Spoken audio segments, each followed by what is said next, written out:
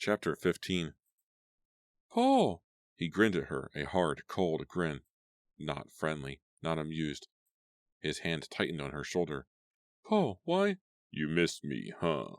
What? What do you mean? I heard you calling me back there. Let go, Paul, you're hurting me. He eased his grip but didn't release her. I thought I saw you following me, so I called you. Let go of me. He slowly let go. He was standing close to her, too close. He pressed his face close to her cheek. She could feel his breath, hot against her skin. Feel his breath. Did a ghost breathe? Frightened, she took a step back, but he moved forward, staying with her. Why'd you run away last night? He asked, his dark, cold eyes staring into hers. You and me could have a good thing going. You were so awful, she said, and those disgusting friends of yours. Hey, they're my buddies. He seemed amused by her reaction to them. They're good guys. What do you want, Paul? She took another step back and realized she had backed into the trunk of a big Oldsmobile. He moved forward, blocking her escape. If he took one more step, she'd be pinned against the trunk. What do I want? He laughed. What does any red-blooded American boy want from a nice-looking girl? Get away from me. Let me go. Why are you acting like this? He looked hurt. Hey, listen, you came on to me last night. I did not. Looked that way to me. I don't understand. Why are you acting like such a creep? I've been trying to help you. Huh? Like I promised. Huh?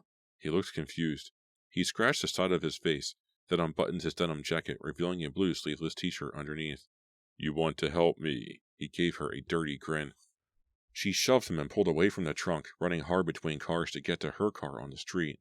Hey, he called, trotting after her. Don't run away again. I thought you wanted to help me. Just go away, she shouted. Now you're hurting my feelings, he called, several yards behind her. I don't like that. I don't like it when rich, snobby girls hurt my feelings. He's crazy, she thought. I've got to get away from him. She reached her car, pulled the door handle.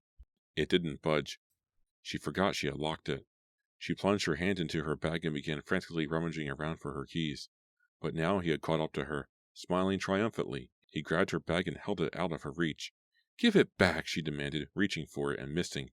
He backed up, laughing, still holding her bag high above his head. Give it back, Paul. He laughed again. Come and get it.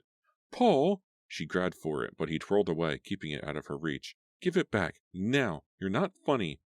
He didn't give back the bag, and his smile faded. You're not going to give me a chance, are you? He said. What? You heard me. I don't know what you're talking about. Just give me back my bag. I'm not a bad guy, really, but you'd never want to find that out. Paul, you're talking crazy. Please give me back my bag. I've got to go. She made another wild grab for the bag. He pulled it out of her reach and drew it under his arm. I can play rough, he said, his dark eyes wild as they stared into hers. I can play real rough if I have to. Paul, come on, she cried. How did you know my name? He demanded. What? You told it to me. I never did. Come on, tell me. Where'd you learn my name? Paul, don't be ridiculous. She saw the police car before he did. The black and white car, cruising slowly, pulled up beside her car.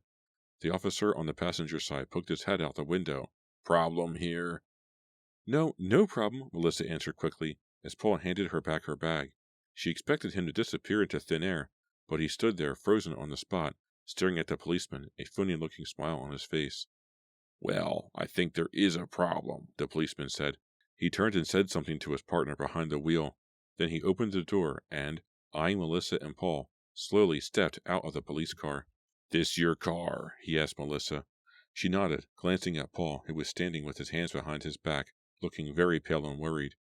Well, it's in a no-parking zone. He pointed to a tall sign several yards away. You're supposed to park inside the lot, not outside. What's your name? Can I see your driver's license? Melissa Dryden, she said, searching in her bag for her wallet. I didn't see the sign. I didn't realize. She pulled out her driver's license and handed it to him. He started to examine it when his partner leaned out of the car and shouted, Forget it, Ernie. We've got an emergency. Let's roll. The blaring siren starting up made Melissa jump. Sorry, miss. The policeman tossed the license to her and jumped back into his car. She watched them roar off. Hey, listen, Paul said, smiling and acting very relieved. You got a break there, huh? I'd never get a break like that, that's for sure. Bye, she said, unlocking the car and sliding behind the wheel. Whoa, wait, Melissa. I'm sorry I gave you a hard time, he said, looking contrite. I was just having a little fun. I didn't mean... She slammed the car door and missed the rest of what he had to say.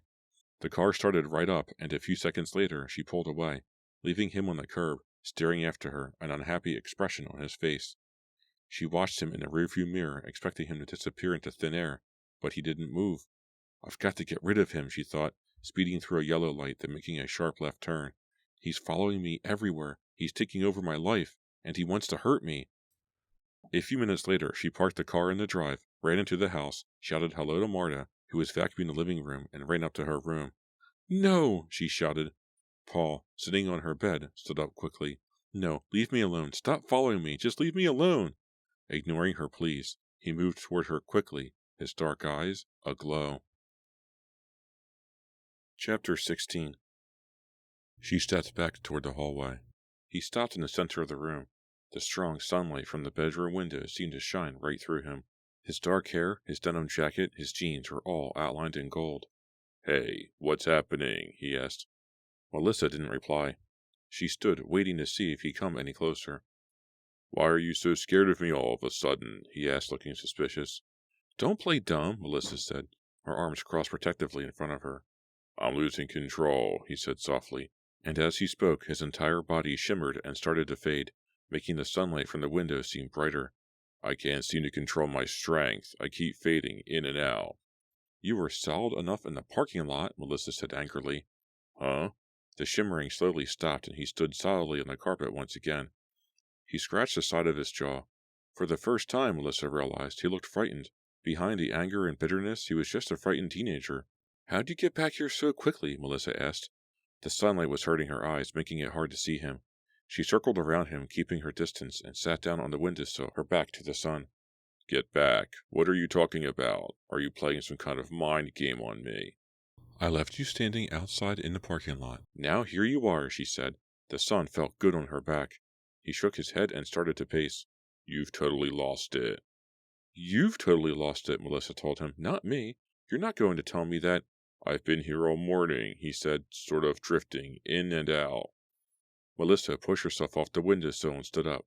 Come on, Paul. You were at the supermarket. He shook his head. No, it wasn't me. You grabbed my bag and wouldn't give it back. He moved his hand up to her desk lamp. His hand went through the lamp. I can't grab anything today, he said with real sadness. I couldn't grab your bag if I wanted to. His whole body seemed to fade, as if the effort of talking was too much for him. I don't believe you, Melissa said. You're playing some kind of trick. He didn't reply, just stared back at her, trying to read her face, trying to read her thoughts.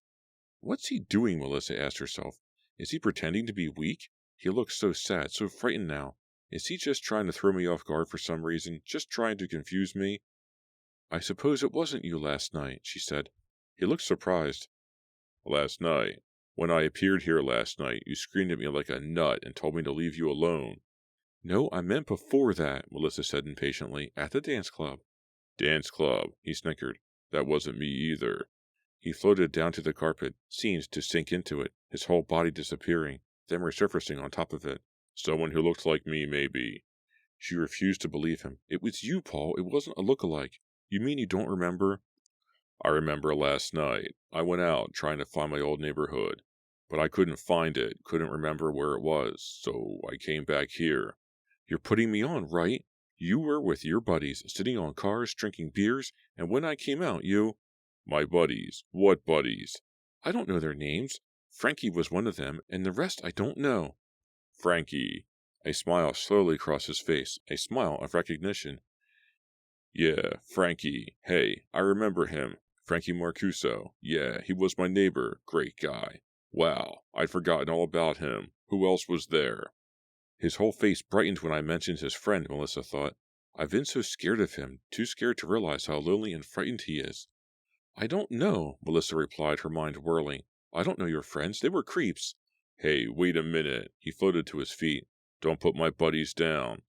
Listen, is this some kind of joke or something? Melissa asked, leaning back against the windowsill. Are you putting me on? No, no joke, he said quietly, looking away from her. Then we have to figure this out, Melissa said, supporting her chin with both hands. Don't you see? You weren't there last night and this morning, but you were there. Huh? You were in 2 places at once, Paul, right? She waited for him to think about it. He looked very confused, pacing rapidly back and forth the length of her bedroom. Yeah, I guess so. I was in 2 places at once, so what does it mean? Melissa looked down at the floor, thinking hard. The Paul at the dance club and at the parking lot had seemed so different, so much more solid, so much angrier, tougher, so much more alive. Alive. She stared at the ghost, floating so lightly, so soundlessly back and forth across the carpet, and she had an idea. Paul, I think I know. He stopped pacing. I think I know too. He stared at her angrily.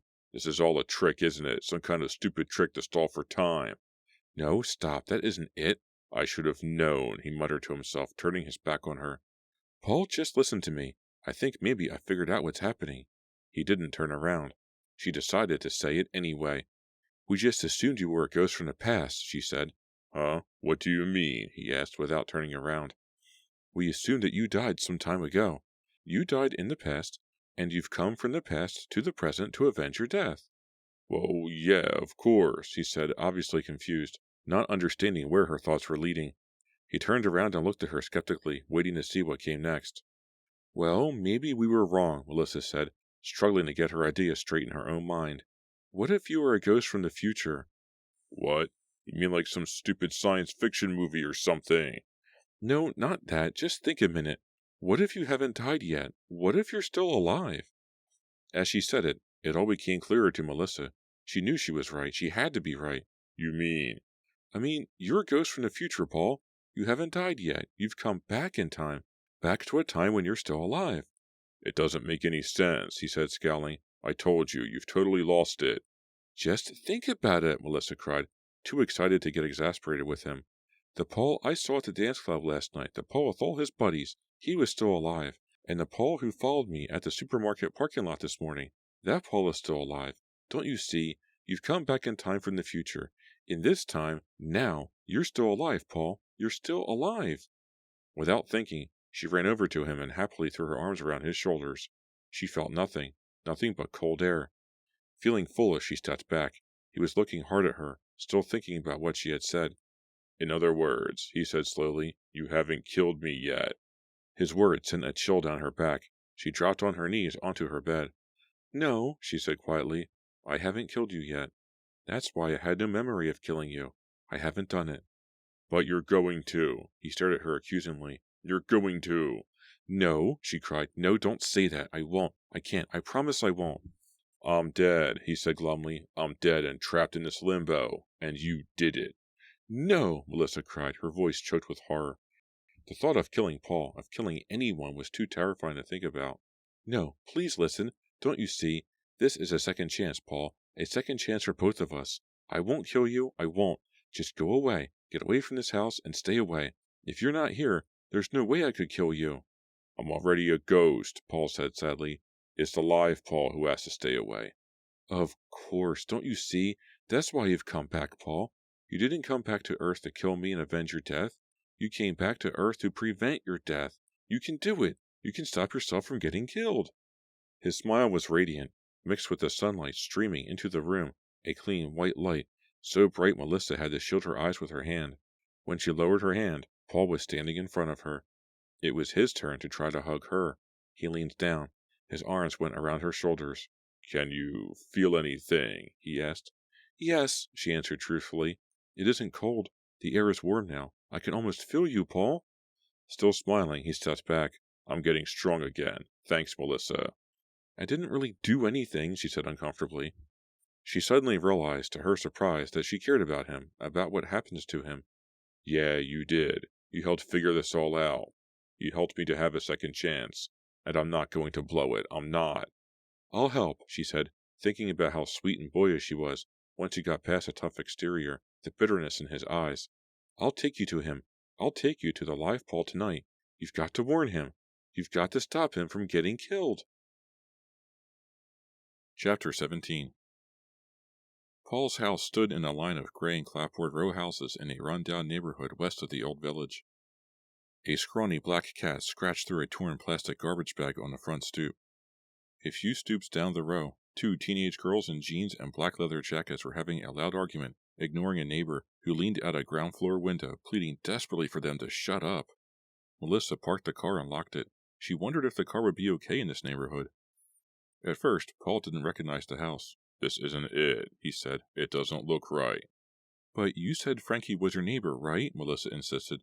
"Well, I looked up Frankie's address in the phone book. He lives at 36, so your house must be 34 or 38. Paul, his face as gray as the evening light, shook his head uncertainly and looked up at the dark, dirty windows of the house. "Maybe," he said finally, his voice a whisper. "Maybe." Two teenage boys wearing only jeans and t-shirts despite the coolness of the evening came running at full speed around the corner. Melissa had to leap to the side to get out of their way. They laughed and kept running without turning back. To her surprise, Paul was already halfway up the steps to number 34. "This is it," he said. "Yeah, this is my house. There's my name on the mailbox. Stare it. I can remember it now. All of a sudden, I have all these memories." He didn't seem happy about them, only overwhelmed, filled with sadness, filled with apprehension. "I'm going in," he said. "Come with me."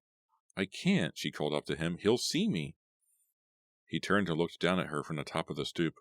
"You're right. Okay, wait for me. Wish me luck." He tried to make it sound light, but his wavering voice revealed how worried he was.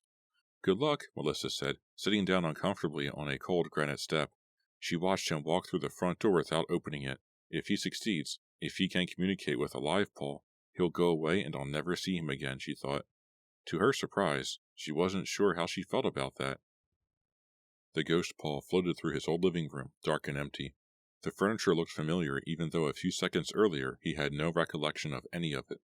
He stopped to run his hand over the worn corduroy couch. Without realizing it, he cried out. It was as if he were dying all over again, losing everything, losing this house, his friends, losing his memories, everything that mattered to him. "I can't go through with this," he thought. "It's just too painful. I can't bear it." He heard a noise in the back, the sound of shoes scraping against the floor, a cough. He moved away from the old couch and headed toward the back. His bedroom was there, he suddenly remembered. He could picture it so clearly. The long, narrow room, the bunk bed against the wall, the folding chair in front of the low, white counter that served as his desk. The door to his room was open. The light was on. He hesitated a few feet from the doorway. He could feel his energy levels surge. Without any further hesitation, he slid silently through the doorway and floated into the narrow room, and saw himself. Sitting on a lower bunk, illuminated by the shadeless red table lamp on the low counter, there he was. How strange to walk into a room and find yourself. How frightening. How sad. The ghost Paul drifted closer into the center of the narrow room. The live Paul tilted a beer can up to his mouth until it was empty. Then he crushed the can in his hand and tossed it toward the small black wastebasket across the room. He was dressed identically to the ghost, his denim jacket open to reveal a yellow t-shirt underneath, his jeans faded and stained. He ran his hands back through his long black hair and stood up somewhat shakily. The ghost started to call to him, then stopped. Paul had walked to the kitchen and pulled the phone book out from the shelf under the counter. He opened it and began searching for a name, moving his fingers slowly down the columns. Then he picked up the phone, an uncertain look on his face. He pushed a number, referring back to the phone book twice as he pushed it. He leaned his elbow against the counter and waited. "Hello, is Melissa there?" The ghost moved closer, realizing that Paul was calling Melissa. "No, this is just a friend," Paul said, sounding disappointed. "My name? It doesn't matter." He hung up the receiver and kicked the counter angrily. "It doesn't matter," he repeated bitterly to himself. Paul kicked the counter again, then, looking out the window, started to button his jacket. He's going out. I better materialize now, the ghost thought. He stepped in front of Paul. "Don't be afraid." Paul finished buttoning his jacket, turned, and headed out the kitchen door. "Can you hear me?" the ghost called, following behind him. Paul quickly walked back to his room, picked up a hairbrush from the dresser top, and, tilting his head to the side, began brushing his dark hair straight back, staring at himself in the rectangular mirror above the dresser. "Turn around," the ghost yelled. "You've got to hear me. You've got to." Whistling to himself, Paul tilted his head the other way and continued to brush his hair. Desperately, the ghost stepped forward and grabbed at the hairbrush, but his hand went right through it. Paul's quick brushstrokes were interrupted. "Please, turn around. Can't you hear me?" There was no answer. Paul didn't see or hear him or even sense a presence in the room. The ghost concentrated his energy, tried harder to appear. Paul turned off the lamp and headed down the long hall, then out the front door. Would he run into Melissa on the stoop? The ghost wondered. He floated through the front wall of the house. Paul was already down the steps and jogging toward Davis Street. Melissa was nowhere to be seen. Paul entered Aldo's, a liquor store on the corner. A minute later, he came out carrying a brown paper bag. Walking jauntily, he headed out to the parking lot at the side of the store. "Hey, Kenny, Frankie, what are you bozos doing here?" His buddies, talking under the silver light of the low street lamp in front of the parking lot, interrupted their conversation and came hurrying up to him. "You got beer?" Frankie asked, grabbing at the brown paper bag. "Not for you," Paul told him, swinging the bag out of his reach. "Beer makes you drool." "So?"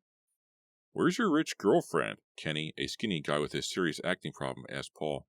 Paul flashed him a dirty look. "Who?" "That rich girl with all the hair." Frankie and Kenny both burst into high-pitched laughter and slapped each other a high five. "You been giving her what she wants?" Kenny asked, leering. Frankie made another unsuccessful grab for the beer. "I can have her any time I want," Paul bragged, tapping himself on the chest. His two friends laughed again. "Then how come she came to see me?" Frankie asked, gritting. "This morning, at the supermarket." "So that's why she was at the supermarket." Paul glared at Frankie suspiciously. "What'd she want?" "My bot, I guess." Frankie and Kenny exchanged high fives again. "Right," Paul said sarcastically. "What'd she want?" "Give me a beer and I'll tell you," Frankie said. "Me too," Kenny added quickly, reaching out his hand. "Tell me, or you'll be eating the cans," Paul said menacingly. The grins faded from their faces. It was obvious that they were afraid of him. "She came to ask me about you," Frankie admitted. "What'd she want to know?" Paul demanded. "Hey, you guys," a man's voice called from the street. "Get moving. Don't hang around here." They looked up to see a policeman's head poking out of a black and white cruiser. "We were just going, officer," Paul said politely, hiding a bag containing a six-pack behind his jacket. They piled into Kenny's old Chevy Malibu, parked at the edge of the lot. The ghost Paul followed, wondering how to reach the live Paul, how to give him a sign. But he sank deeper into despair, feeling that he was destined to fail. "Where are we going?" Paul asked, seated beside his ghost in the back seat. "We can't go anywhere. We've got no money," Frankie said. "Well, there are ways to get money," Paul said, grinning. More memories came rushing back to the silent ghost at Paul's side. Night memories, memories of fear, of the blood pumping at his temples, of scrambling through windows, of desperate dark searches, of grabbing what should have been his. "You really break into houses?" Frankie asked, turning around in the passenger seat to look at Paul. Paul nodded, swallowing a mouthful of beer. "No big deal." "All those houses on Fear Street?" Kenny asked, more than a little awe in his voice. "All those stories in the paper? They're really about you?" "I said there are ways to get money," Paul said smugly. "They're calling you the Fear Street Prowler," Kenny said. "You're famous." "I don't care about that," Paul replied quietly, staring out the window as the dark houses and trees whirred by. Paul's words jarred more memories for his ghost. Yes, how could he have forgotten? He, Paul, was the Fear Street Prowler. But now he had to stop Paul. He had to keep him away from Fear Street. But how? Everything went white. He was leaving them, leaving the car, drifting into the blank world where he spent so much of his time. Struggling to stay with his live self, the ghost faded, ceased to exist. When he returned, it was some time later. The car was parked by the side of a road. Where were they? The ghost could see a tilted street sign up ahead. Fear Street. He floated over the lawn as Paul made his way around the side of the rambling old house, keeping against a wall, tight in the shadows. He was about to break into a house. No, thought the ghost. No, I've got to stop this. These break-ins will lead to his death, to my death. But what can I do? In the dark, he saw a rake tilted against a house, a few feet from where Paul stood. I'll lift the rake, he thought. I'll swing the rake. If I can frighten him, maybe he won't break into this house. Since fading into the blank white world, he felt stronger, strong enough to lift the rake. He drifted toward it, summoned his energy, wrapped himself around the handle, and tugged. Yes, he was moving it. Finally, he thought. Finally, I can get through to Paul. He pulled the rake away from the wall, raised it in the air, and saw that he was too late. Paul had already lifted himself up to the window ledge and was slipping inside the dark house. Too late. The Fear Street Prowler was about to strike again. The ghost let the rake fall to the ground, suddenly feeling powerless and defeated. When the woman's screams shattered the silence of the night air, he didn't move. A second scream, the sound of shattering glass, and Paul came barreling out of a window, rolling as he hit the ground, on his feet in seconds, and running along the hedge toward the street. The woman's screams continued. "Help! Help me! Please, somebody, help me!" The ghost watched Paul run to the car and pull the back door open. Then, as Paul dived into the back seat, the old Malibu roared away, its lights off, the back door still open. The screaming stopped. Lights came on all over the house. The ghost didn't move. He floated there, somewhere between this world and another, his mind in turmoil, feeling so light, so invisible, so helpless, so lifeless. "Where'd you go?" the ghost asked. Melissa cried out, "You scared me!" She had just washed her hair and had a green bath towel wrapped turban style around her head. She wore a pale blue cotton bathrobe over her pajamas. "Sorry," the ghost said softly, staring out the bedroom window. "I couldn't wait for you. It was too creepy there," Melissa said apologetically. She sat down on the edge of the bed, tucking her legs beneath her. "It's where I grew up," he said bitterly. "Please don't be angry," she said. "I spent my whole life angry," the ghost said. The darkness from outside the window seemed to seep into him until he was all shadows. "Being poor can make you angry. It can make you do all kinds of things." "Are you going to start putting me down again for being rich?" she asked wearily. "No." The shadows darkened. His voice grew even softer, more distant. "I saw you that day at the mall. I saw you get angry at your friend for making fun of that girl who was poor. I know you're different." He stopped. The room was silent for a long while. "But what difference does it make?" he moaned. "What happened after I left? Could he see you? Did you talk to him?" "No," the ghost explained. "There was no way. I can't change anything. I'm going to be killed. Again." "No, I won't kill him. I won't kill you," Melissa cried. "You won't be able to help it," Paul said bitterly. "Then I'll go talk to him," Melissa said impulsively, playing with the silver pendant around her neck. "What? No, that's impossible," Paul declared, shaking his head. "No, you'll get hurt." "I'll go tell him to stay away from Fear Street. I'm not invisible. He'll listen to me." "Why should he listen to you?" "I'll reason with him." "Don't be stupid." Melissa looked hurt. "I'm not being stupid. I'm trying to help. You couldn't get through to him. So who else is there to try? Only me. Think I want to go see him? No, no way." You're doing this for me?" The ghost suddenly sounded truly moved. Melissa flushed and looked away. "Well, yes, but I'm also doing it for me. I'm just so frightened that you may be right. I'm so frightened that I can't breathe. I don't want to kill anyone. I don't want your insane story to come true. If there's anything I can do to stop that from happening, I'll do it." The ghost started to fade. Now he was just a dark wisp of smoke, a thin shadow against the bedroom wall. "Forget it. We can't change anything," he said sadly, and then vanished completely.